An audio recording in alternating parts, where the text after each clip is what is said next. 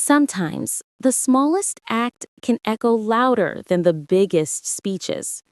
Sometimes a simple choice can change an entire town forever.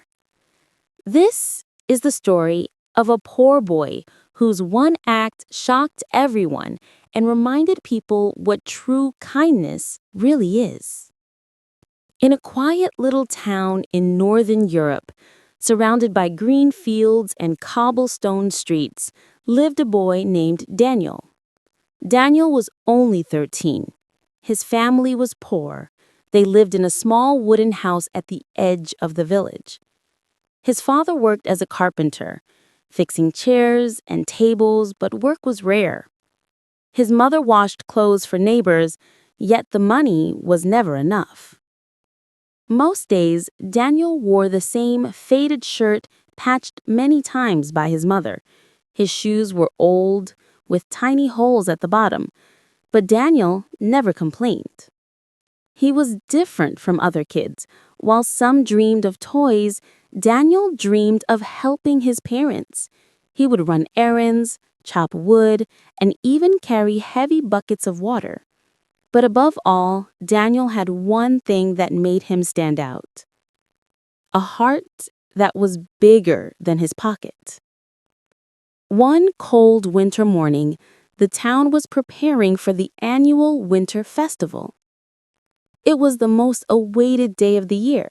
Families decorated their houses, bakers filled the air with the smell of fresh bread, and children wore new clothes. For Daniel, festivals were a painful reminder. He had no money for new clothes. He had no coins for sweets. His family couldn't even afford to join the big town feast. On the morning of the festival, Daniel walked through the marketplace. His eyes sparkled as he saw stalls filled with warm bread, sweet cakes, and little toys carved from wood. He placed his hand in his pocket and pulled out all he had: 2 small copper coins. That was it. As he walked, he noticed an old woman sitting by the fountain. She looked weak, shivering in the cold. Her hands trembled as she held an empty basket. People walked past her. Some looked, some ignored. Nobody stopped. Daniel paused. His stomach was empty. His heart longed for the sweets at the stalls. But then he looked again at the woman. Her eyes were filled with tears, her face pale. He felt a voice inside whispering, "What matters more, your stomach or her survival?" Daniel made his choice. He walked to the bakery stall and placed his 2 copper coins on the counter. "Please give me a loaf of bread," he said softly. The baker, surprised to see the poor boy paying, handed him a small loaf. Daniel took the bread, turned, and walked straight to the old woman. Kneeling down, he placed the bread in her basket and whispered, "Please eat. You need it more than I do." The woman looked at him, her eyes wide. For a moment she couldn't speak, then tears rolled down her cheeks. She held Daniel's hand and whispered, "God bless you, child." People nearby watched in silence. They had seen this poor boy many times, always with little, always struggling. Yet today, he had given away all he had.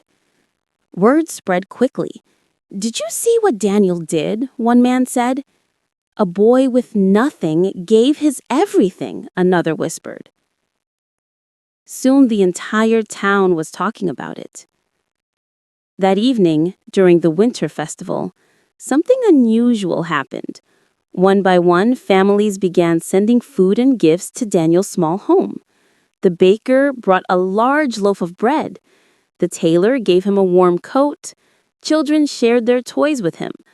By nightfall, Daniel's house was filled with more than his family had ever seen. But what touched the town most was not what they gave him, but what he gave them. A reminder that kindness is not measured by how much you have, but by how much love you carry in your heart. And so, my friends, the boy's simple act shocked the entire town, not because he gave bread, but because he gave hope. In a world where people often think, "What's in it for me?" Daniel showed, "What can I give, even if it's small?" True wealth is not in your pockets, it's in your heart. And sometimes, even 2 copper coins can create a miracle. So ask yourself, when the chance comes, will you walk past or will you stop and give?